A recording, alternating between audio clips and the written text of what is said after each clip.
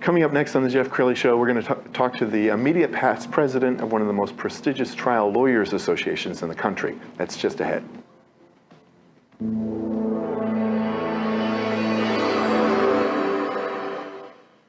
Many are predicting that the worst is yet to come, which is unfortunate, said one person here.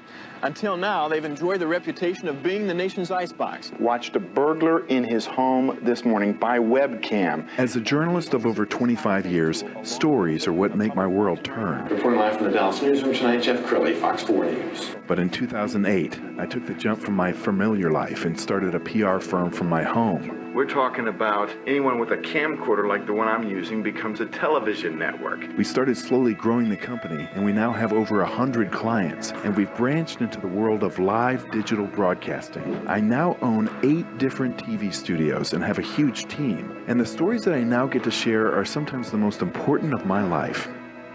Life has a funny way of coming around full circle. This is the Jeff Crilley Show. Well, over the years, there have been attorney jokes. People have mocked attorneys that are slimy. Even when we watch TV, sometimes we see commercials that are laughable. But somebody who's bringing honor to this profession is Grace Weatherly. She is the immediate past president of the American Board of Trial Advocates. Thanks for coming on the show. Thank you, Jeff. Good to be here. Well, I'm so impressed with you because you have really climbed up the ranks. Your career starts here in Denton, is that right? Right, 30 years ago in Denton. 30 years ago in Denton. And did you always start out in trial law? I did, from the very beginning. From the second year in law school, I've always done civil trial. And what is it about civil trial that attracts you? Well, it's an opportunity to help people. And, you know, those people who've been seriously injured, in particular, are close to my heart because they really need assistance to guide their way through the process of resolving a claim. And talk about guiding through the process. You are the immediate past president of this very prestigious association, and you led during a pandemic. In fact, you're swearing in. We've got video of your swearing in. You did it. You had to do it remotely.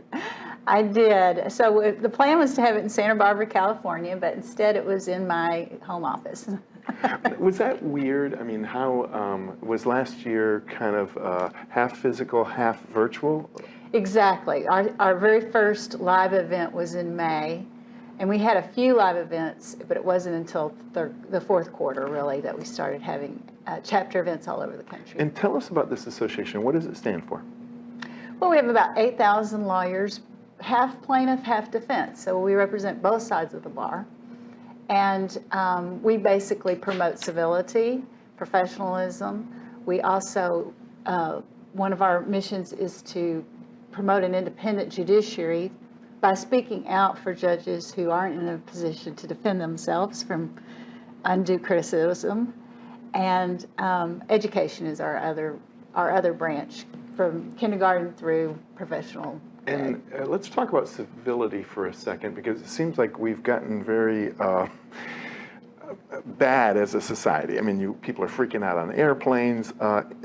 Juries don't like it when lawyers are rude, do they? I think not, and I think it makes everyone in the courtroom uncomfortable for someone to act unprofessional, whether it's a witness or a lawyer. And one of the programs that you do is called the Masters in Trial video series. We've got a highlight reel. Let's go ahead and roll that now. You are the triers of the facts. You're the judges of the facts. You may not be wearing the robe, but you're the judges of the facts. The Foundation of the American Board of Trial Advocates presents the Masters in Trial series. Watch as the best trial lawyers in America demonstrate their skills in action. Cynthia, how do you plan your opening? I want to focus on what Flavor King knew and what they did for themselves and for their own benefit. The evidence is going to show that Flavor King had the knowledge, the expertise, and the duty to know of the dangers of diacetyl. Your Cynthia is very measured. My presentation, I think, brings a little bit more aggressive style of delivery. Mr. Pepper will tell you from that stand that he didn't bother to pick up the telephone and call Flavor King. The bottom line, he's dying. I don't think there's a single solitary person in this courtroom who would stand here and say, Ned has not sustained damages. I will stand here and tell you he hasn't sustained damages.